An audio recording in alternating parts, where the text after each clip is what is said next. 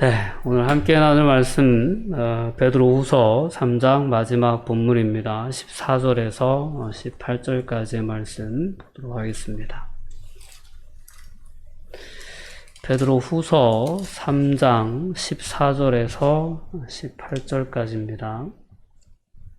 자, 우리 천천히 합독하도록 하겠습니다. 그러므로 사랑하는 자들아, 너희가 이것을 바라보나니 주 앞에서 점도 없고 흠도 없이 평강 가운데서 나타나기를 힘쓰라. 또 우리 주의 오래 참으심이 구원이 될 줄로 여기라. 우리가 사랑하는 형제 바울도 그 받은 지혜대로 너희에게 이같이 썼고, 또 그 모든 편지에도 이런 일에 관하여 말하였으되, 그 중에 알기 어려운 것이 덜어 있으니 무식한 자들과 굳세지 못한 자들이 다른 성경과 같이 그것도 억지로 풀다가 스스로 멸망에 이르느니라. 그러므로 사랑하는 자들아, 너희가 이것을 미리 알았은즉 무법한 자들의 미혹에 이끌려 너희가 굳센 데서 떨어질까 삼가라. 오직 우리 주 곧 구주 예수 그리스도의 은혜와 그를 아는 지식에서 자라가라. 영광이 이제와 영원한 날까지 그에게 있을지어다. 아멘. 네. 긴 장마가 끝나고 또 어느새 태풍이 발생해서 상당히 긴장하고 있는 상황입니다. 우리 사랑하는 한길교회 성도님들도 가정에서 평안한 시간이 되실 수 있었으면 좋겠습니다. 미리미리 비에 대한 대비를, 또한 바람에 대한 대비를 잘 해주시기를 부탁드립니다. 자, 오늘 말씀의 제목은 평강 가운데 나타나기를 이라고 정해 보았습니다. 오늘 14절 말씀에 보면 그러므로 사랑하는 자들아, 너희가 이것을 바라보나니 주 앞에서 점도 없고 흠도 없이 평강 가운데서 나타나기를 힘쓰라 라는 권면이 있습니다. 자, 새 하늘과 새 땅을 우리는 바라봅니다. 하나님께서 우리에게 약속하신 거죠. 그러니까 예수 그리스도를 믿는 믿음 안에서 우리에게 죄사함의 은혜, 또한 구원, 하나님의 자녀가 되는 권세 주셨죠. 그리고 더 나아가서 우리의 미래에 대한 소망이 있습니다. 부활에 대한 소망도 있고, 부활의 몸을 입고 영원히 하나님의 나라에서 함께할 그런 새 하늘과 새 땅에 대한 분명한 소망도 있습니다. 자, 이 소망을 바라보는 자들이 어떤 삶을 살아야 될지에 대해서 베드로 전서나 후서는 계속해서 우리에게 귀한 권면을 주고 있습니다. 오늘 본문의 말씀 가운데서도 주 앞에서 점도 없고 흠도 없이 라는 표현을 우리가 주목해 볼 필요가 있습니다. 즉, 거룩한 삶의 모습입니다. 우리가 여태까지 삶을 살아오면서 그리스도인으로서 어떤 삶을 살아왔는지 우리의 삶을 다시 한번 돌아볼 수 있는 그런 은혜가 있었으면 좋겠습니다. 예수님께서 우리를 향해서 주신 메시지 가운데 많은 사람들이 좋아하는 메시지가 있다면, 수고하고 무거운 짐짐자들아 다 내게로 오라, 내가 너희를 쉬게 하리라 라는 메시지일 것입니다. 근데 이 메시지의 전반부는 좋아하는데 후반부는 종종 우리가 잊고 살지 않나 싶습니다. 예수님께서 그 말씀을 주신 후에 이어서 바로 주신 메시지는 뭐냐면, 내 멍에는 쉽고 가볍다라는 것입니다. 그러니까 예수님께서 우리의 어떤 무거운 짐, 우리의 멍에를 대신 감당해 주시겠다라고 말씀하신 거죠. 내게로 오라, 그럼 내가 너희를 쉬게 하리라 라는 이 표현은 무거운 죄의 짐, 그리고 자신의 삶에 대한 어떤 무거운 책임감, 이러한 부분들, 두려움, 이러한 부분들을 예수님께서는 우리에게 예수님 앞에 내려놓을 것을 말씀하시는 거죠. 그러니까 우리가 감당할 수 없는 짐이 솔직히 무거운 짐이죠.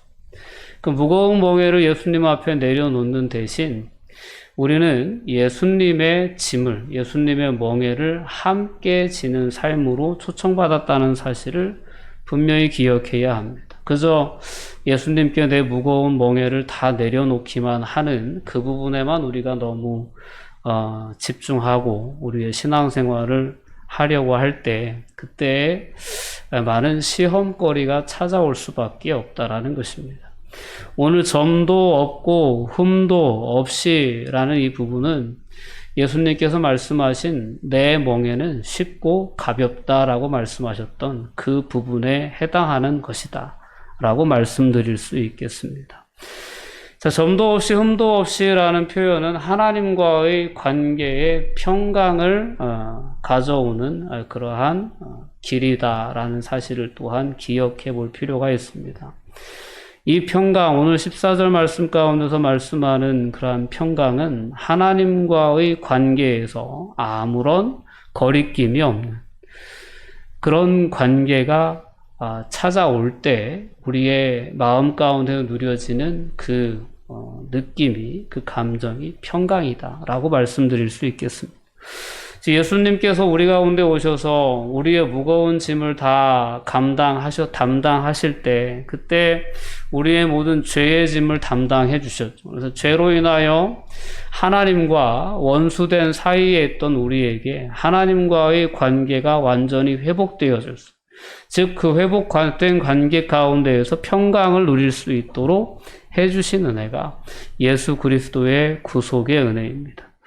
자, 우리는 이 예수 그리스도의 십자가의 사역을 통해서 우리에게 주어진 하나님과 화목한 관계를 지속적으로 유지하다가 하나님 앞에 서야 될 줄 믿습니다. 즉 새 하늘과 새 땅을 바라보는 자들은 점도 없고 흠도 없이, 즉 더 이상 죄의 멍에에 매여 있지 않는 그러한 삶을 살다가 평강 가운데 하나님 앞에 나타나기를 늘 소망해야 된다라는 것입니다. 가끔 우리가 세상을 살아가다 보면 헛된 것들에 우리의 마음에 소망을 두고 살아갈 때가 종종 있습니다. 예를 들면 그런 거죠. 우리가 복권을 사고 복권의 당첨을 기대하면서 행복한 상상에 빠질 때가 있습니다. 이것도 하고 저것도 하고 할 일이 너무 많죠. 우리가 돈이 많이 생긴다고 생각을 한다면. 그러나 늘 결과를 확인해 보면 상당히 큰 실망을 우리에게 안겨줄 때가 종종 있죠. 세상을 살아가면서 우리가 이렇게 덧없는 소망, 부끄러운 소망에 대한 경험들을 한두 번씩은 다 해보면서 세상을 살아가지 않나 싶습니다. 근데 오늘 예수님께서 우리에게 주신 약속에 근거한 소망이 있습니다. 하나님 나라에 대한 소망이죠. 새 하늘과 새 땅에 대한 소망이에요. 이 소망은 결코 우리에게 실망을 안겨주지 않을 것입니다. 그리고 이 소망은 결코 우리를 부끄럽게 하지도 않을 것입니다. 세상의 어떤 요행에 운에 기댄 소망은 늘 우리를 실망시키고 부끄럽게 할 것이지만 하나님의 약속에 근거한 소망은 결코 우리를 부끄럽게 하지 않을 것입니다. 새 하늘과 새 땅은 분명히 이 땅에 임할 것입니다. 주님의 나라도 분명히 이 땅에 임할 것입니다. 거짓 교사들이 주장했던 것처럼 주의 다시 오신다는 말씀이 어디 있느냐 라고 우리를 조롱하는 그러한 세상의 가치관들, 세상의 사람들이 있다고 해도 우리의 마음 중심에는 늘 예수님께서 우리에게 약속하신 새 하늘과 새 땅에 대한 분명한 소망이 있어야 될 줄 믿습니다. 이 소망이 있는 자들에게는 이러한 거룩한 삶에 대한 분명한 그러한 도전, 그러한 어떤 깨달음이 분명히 있게 됩니다. 하나님의 나라, 새 하늘과 새 땅을 늘 소망하는 삶을 살아가는 자들은 내가 평강 가운데 하나님 앞에 나타나기를 간절히 소망하게 돼 있다는 거죠. 그 나라가 분명히 있다는 사실을 알면 그 나라에 내가 백성으로 부름받았는데 부끄러운 모습으로 하나님과 화평하지 못한 관계로 그 앞에 서는 것이 가장 두려운 일이 된다라는 거죠. 그렇기 때문에 새 하늘과 새 땅이 있다는 사실을, 즉 오늘 14절 말씀처럼 너희가 이것을 바라본다면, 이것을 바라보나니 주 앞에서, 그런 이 나라를 바라보는 사람들은 주 앞에서 점도 없이 흠도 없이 평강 가운데 나타나기를 간절히 소망하고 그러한 삶을 힘쓰는 것이 맞다라는 권면입니다. 오늘 다시 한번 본문의 말씀을 통해서 우리에게 주시는 이 거룩한 삶에 대한, 구별된 삶에 대한, 점도 없고 흠도 없이 평강 가운데 나타나는 그러한 삶에 대한 그러한 간절한 소망과 또한 애씀이 우리의 삶에 회복될 수 있었으면 좋겠습니다. 되는 대로 살고 세상의 가치관의 흐름대로 살고 다른 사람 살아가는 그러한 삶의 모습대로 살아가는 그러한 삶을 살아가다가는 우리가 너무나도 갑작스럽고 너무나도 당황스럽고 때로는 너무나도 두려움 가운데 그날을 맞이할까 두렵습니다. 그러한 거룩한 두려움이 우리의 마음 가운데 있어야 될 줄 믿습니다. 또 오늘 15절 16절 말씀을 통해서 베드로 사도는 다시 한번 주의 오래 참으심에 대한 이야기를 다시 한번 언급합니다. 지난주 본문에서도 이야기했던 것처럼 주의 약속은 어떤 이들의 더디다고 생각하는 것처럼 더딘 것이 아니다. 이 말씀들은 그 당시에 주의 재림에 대해서 생각할 때 다수의 성도들이 주의 재림이 도대체 언제 이루어지는 것이냐, 너무 지연되는 것 아니냐, 이러한 어떤 의문들이 성도들 가운데 있었음을 알 수 있는 부분들입니다. 근데 오늘 다시 한번 베드로 사도는 15절 말씀을 통해 주의 오래 참으심이 구원이 될 줄로 여기라 라고 분명하게 다시 한번 권면해 줍니다. 오늘 지난주 9절 말씀에 나와 있던 그러한 말씀처럼 오직 주께서는 너희를 대하여 오래 참으사 아무도 멸망하지 아니하고 다 회개하기에 이르기를 원하시느니라. 그렇기 때문에 오늘 15절 말씀에 표현된 것처럼 주의 오래 참으심이 구원이 될 줄로 여기라 라고 바울은 권면해 주고 있습니다. 그리고 나서 베드로는 사도 바울의 어떤 그러한 서신들, 사도 바울의 서신들에 담겨져 있는 주제들도 그와 같다라고 이렇게 언급을 해주고 있습니다. 오늘 15절 후반부에 보면 형제 바울, 즉 우리가 사랑하는 형제 바울도 그 받은 지혜대로 너희에게 이같이 썼고 그 모든 편지에도 이런 일에 관하여 말하였다라고 얘기를 합니다. 그러니까 나만 주장하는 게 아니고 나 혼자 이야기를 하는 거 아니고 너희가 사랑하는 바울도, 우리가 사랑하는 바울도 그의 지혜대로 편지에 이런 말들을 했다라는 거죠. 우리가 고린도전서 1장 7절 8절 말씀을 보면 바울 사도는 이런 권면을 합니다. 고린도 교회에 준 서신서에서 제가 읽어드리면 이렇습니다. 너희가 모든 은사에 부족함이 없이 우리 주 예수 그리스도의 나타나심을 기다림이라 라는 거죠. 그러니까 바울 사도도 늘 바울 사도의 서신서를 통해서 보면 늘 예수 그리스도의 나타나심에 대한 사모함에 대해서 이야기를 합니다.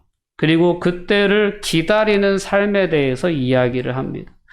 그런 삶을 살아가는 삶의 자세가 어떠해야 되는지도 고린도전서 1장 8절 말씀 이어서 나오는 말씀을 보면 주께서 너희를 우리 주 예수 그리스도의 날에 책망할 것이 없는 자로 끝까지 견고하게 하시리라 라는 권면의 말씀입니다.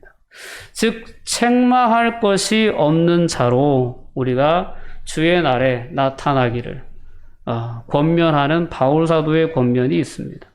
빌립보서 1장 10절에도 너희로 지극히 선한 것을 분별하며 또 진실하여 허물 없이 그리스도의 날까지 이르고, 이 모든 권면들은 바울 사도의 권면입니다.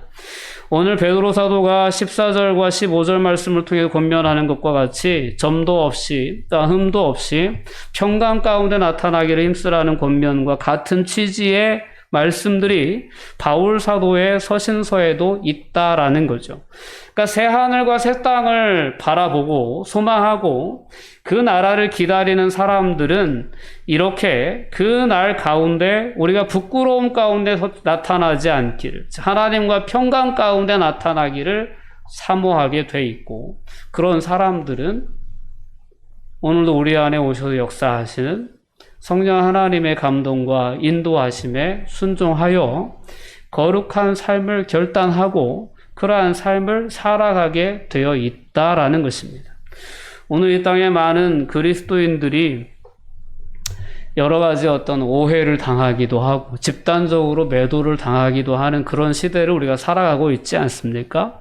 그러나 이런 시대 속에서도 우리가 진정으로 우리 안에 역사하시는 성령 하나님의 감동과 인도하심에 따라 순종하는 삶, 즉 선을 행하는 삶, 정말 구별된 삶을 살아내는 그리스도인들이 있다면 그들을 대하는 세상의 태도는, 세상의 판단은 달라질 수밖에 없을 것입니다. 오늘 저와 여러분들이 오늘 이 베드로후서의 권면의 말씀을 통해 다시 한번 이와 같은 거룩한 삶에 대한 결단으로 우리의 삶을 결단하고 나아갈 수 있다면 이 땅에 그리스도인들에 대한 편견과 오해와 때로는 어떤 그러한 비난과 이러한 모든 안 좋은 그러한 평가들이 저와 여러분의 삶을 통해서 바뀌어져 나가고, 또한 더 나아가서는 그러한 교회 공동체에 대한 소망과 기대를 품는 그러한 역사로까지 이어질 수 있으리라 믿습니다. 자, 그럼에도 불구하고 16절 후반부에 보면 그러한 어떤 서신서들의 표현을 잘못 해석하는 사람들에 대한 우려 섞인 그러한 베드로 사도의 표현이 등장합니다. 그 중에, 즉 바울의 서신 중에 16절 중반부입니다. 그 중에 알기 어려운 것이 덜어 있으니 무식한 자들과 굳세지 못한 자들이 다른 성경과 같이 그것도 억지로 풀다가 스스로 멸망에 이르느니라 라는 그러한 우려 섞인 바울 사도의 서신에 대한 그러한 잘못된 이해에 대한 그러한 말씀이 있습니다.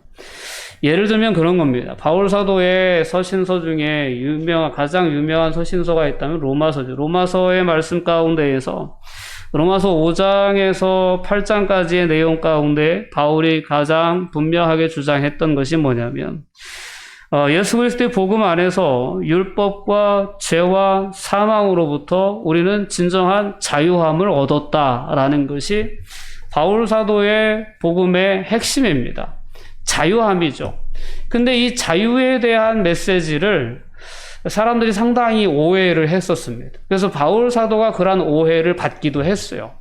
그러니까 율법을 폐하였다라고 이렇게 표현을 하고, 이렇게 이제 극단적인 표현이라고 볼 수도 있겠지만, 그 당시에 예수 그리스도의 복음이 주어졌음에도 불구하고 여전히 율법주의를 벗어나지 못한 사람들이 있었기 때문에 바울은 그렇게까지 표현을 했던 거죠. 근데 그러한 바울 서신의 메시지를 그대로 받아들이고 그것을 자기 유익한 대로 받아들이는 사람들이 있었다는 거죠. 그래서 어떤 그 자유가 지나친 방종으로 나아가게 되는, 그래서 자기가 마음껏 살아도 되는 것처럼 그렇게 억지로 잘못 해석하는 그러한 거짓 교사들이 있었다라는 것을 베드로 사도는 오늘 말씀을 통해서 깨닫게 해주고 있는 겁니다. 바울은 로마서라는 서신에서 율법과 죄와 사망에서의 자유함에 대해서 분명히 선포했지만 다른 서신서들을 통해서 보면 바울은 자유함만을 이야기한 것이 아니다라는 것을 분명히 기억해야 합니다. 갈라디아서 5장 1절에 보면 그리스도께서 우리로 자유케 하려고 자유를 주셨으니 그러므로 굳세게 서서 다시는 종의 멍에를 매지 말라라는 그러한 권면의 말씀이 있습니다. 굳세게 서서 다시는 종의 멍에를 매지 말라라는 표현은 더 이상 다시는 죄를 짓지 말고 죄의 종으로 전락하지 말라라는, 즉 바꾸어 말하면 거룩한 삶을 살라는 권면이 있다라는 것입니다. 그러나 이단자들은 바울 사도의 서신서 속에서 오직 자유에 대한 메시지만 자신들의 삶에 적용을 하고자 했던 거죠. 거룩한 삶에 대한, 구별된 삶에 대한 그러한 책임은 내팽개치고 그저 자유만 외쳤던 사람들이 있었던 겁니다. 그 예수 그리스도의 복음을 육체의 기회로 악용하려고 했던 그러한 사람들이 있다는 거죠. 그러한 사람들에 대해서 바울 사도는 갈라디아서 5장에 보면 형제들아 너희가 자유를 위하여 부르심을 입었으나 그러나 그 자유로 육체의 기회를 삼지 말고 오직 사랑으로 서로 종로로 타라. 하나님이 우리에게 자유를 주셨지만 그 자유를 가지고 육체의 기회로 삼아서는 안 된다. 오직 사랑으로 서로에게 종로로 타라라는 권면을 빼놓지 않고 있다라는 것입니다. 여러분, 오늘도 이제 우리가 정말 이 자유로운 사회를 살아가고 있지 않습니까? 근데 이 자유가 끼치는, 공동체에 끼치는 악영향이 분명히 있습니다. 코로나 시대를 우리가 함께 살아가면서 가끔 뉴스를 보다 보면 대책 없는 사람들의 이야기들을 종종 듣곤 합니다. 자신의 자유를 지나치게 주장하다 보니까 공동체에 악영향을 끼치는데도 그것이 무엇이 문제냐고 주장하는 그러한 어이없는, 정말 어처구니 없는 사람들의 모습을 우리는 이 시대를 살아가며 종종 볼 때가 있습니다. 자유라는 것은 상당히 우리에게 필요한 거고 참 좋은 거죠. 그러나 그 자유에는 언제나 책임이 있다라는 사실을 분명히 기억해야 합니다. 우리가 예수 그리스도의 복음으로 말미암아 이제는 죄의 종이 아니라 하나님의 자녀가 되었죠. 하나님의 자녀가 된 우리에게는 새로운 삶의 그러한 이유가 있고 삶의 목적이 있다는 사실을 분명히 기억할 수 있어야 합니다. 그리고 그것은 오직 하나님의 뜻인 선을 행하는 삶, 하나님의 영광을 드러내는 삶, 더 나아가서는 하나님의 신성한 성품에 참여하는 자가 되기까지 우리의 삶이 성숙해 나아가기를 하나님은 우리에게 기대하신다는 것. 오늘 베드로 사도가 마지막 준 권면이 바로 그 부분입니다. 오늘 17절 말씀을 보면 그러므로 사랑하는 자들아 너희가 이것을 미리 알았은즉 무법한 자들의 미혹에 이끌려 너희가 굳센 데서 떨어질까 삼가라 라는 권면을 주면서 18절의 말씀 속에서 오직 우리 주 곧 구주 예수 그리스도의 은혜와 그를 아는 지식에서 자라가라. 영광이 이제와 영원한 날까지 그에게 있을지어다 라고 권면하며 서신을 마무리합니다. 오늘 18절 말씀을 보면 오직 우리 주 곧 구주 예수 그리스도의 은혜와 그를 아는 지식에서 자라가라 라는 그러한 권면의 말씀을 줍니다. 자, 예수님께서는 끊임없이 이 마지막 때에 대한 말씀들을 주면서 재림의 때에 대한 그러한 말씀을 주시면서 조심할 것을, 깨어있을 것을 우리에게 끊임없이 권면해 주셨습니다. 마가복음 13장에 보면 너희가 사람의 미혹을 받지 않도록 주의하라. 마지막 때를 살아가는 성도들에게 주신 예수님의 권면입니다. 너희는 스스로 조심하라. 주의하라. 깨어있으라. 라는 권면이 베드로 사도나 바울 사도의 권면이 아니라 그들의 권면은 예수님의 권면에 뿌리를 내리고 있었다라는 거죠. 마지막 때가 되면 사람을 미혹하는 자들이 나타나게 된다라는 것이 예수님의 가르침이었고, 그렇기 때문에 너희가 사람의 미혹을 받지 않도록 주의하고 스스로 조심하고 깨어 있어야 된다는 그 메시지가 바로 예수님의 메시지였다라는 것입니다. 아무리 견고한 사람이라고 할지라도 넘어질 수 있다라는 것입니다. 배교하거나 은혜에서 떨어질 수 있다는 점을 늘 주의해야 된다라는 것입니다. 자, 이런 점에서 베드로는 지식과 행위의 관계를 강조하고 있는 것입니다. 오늘 우리는 우리의 믿음은 그렇습니다. 예수 그리스도를 믿으면서 예수 그리스도를 알면서 우리의 어떤 새로운 신분이 시작이 되었습니다. 즉 그리스도의 생활은 개인적으로 예수 그리스도를 만나고 그분을 주님으로, 그분을 나의 구원자로 우리가 만나면서 믿음으로 고백하면서 그리스도인의 삶이 시작이 됩니다. 자, 그리스도인의 이러한 삶은 어떻게 지속되어지느냐? 예수 그리스도와의 끊김없는 친밀한 관계 속에서 성숙해 나아가게 되어 있습니다. 오늘 그렇기 때문에 베드로 사도는 예수 그리스도의 은혜와 그를 아는 지식에서 자라가라라고 우리에게 권면을 해주고 있습니다. 은혜와 지식에서 자라가는 삶이 어떻게 보면 모든 사단의 미혹이나 거짓 선지자들, 거짓 교사들의 그런 잘못된 가르침이나 이러한 부분들에서 우리를 지킬 수 있는 유일한 비결은 우리가 예수 그리스도의 은혜와 그를 아는 지식에서 점점 자라가는 삶을 살아가는 겁니다. 생명이 있는 것은 다 성숙합니다. 우리가 밭에 무엇을 심든가 아니면 어떤 강아지나 고양이나 이렇게 새끼를 낳으면 살아있으면 먹고 성장을 합니다. 인간도 마찬가지죠. 생명이 있다는 것은 계속해서 키도 크고 몸무게도 늘고 이렇게 성장하는 것을 의미해요. 성장이 멈춘 후에도 계속해서 지적인 성장이 계속 되어지죠. 자, 살아있는 것은 이렇게 성장하는 것을 의미하기도 합니다. 그래서 우리 그리스도인들이 새로운 생명을 얻고 나서 우리에게 있어야 되는 그러한 부분도 바로 이러한 성장이라는 부분입니다. 그래서 오늘 베드로 사도가 권면해 준 것처럼 예수 그리스도의 은혜와 그를 아는 지식에서 자라가라라는 권면의 말씀대로 우리가 하나님 앞에 하나님을 아는 지식, 예수 그리스도를 개인적으로 친밀하게 아는 지식이 더욱더 풍성해질 수 있기를 바랍니다. 또한 그리스도의 은혜가 무엇인지 더욱더 깊이 깨달을 수 있는 그런 은혜가 있기를 원합니다.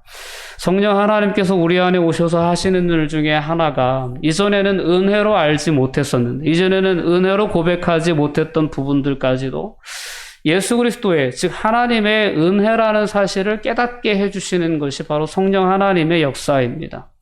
오늘 그 하나님의 역사로 인해서 우리 안에 허락하신 예수 그리스도의 은혜가 점점 깊이 깨달아지고 오늘 우리 안에 함께 하시는 예수 그리스도의 관계가 더욱더 친밀해짐에 따라 그를 아는 지식이 더욱더 자라갈 수 있기를 바랍니다.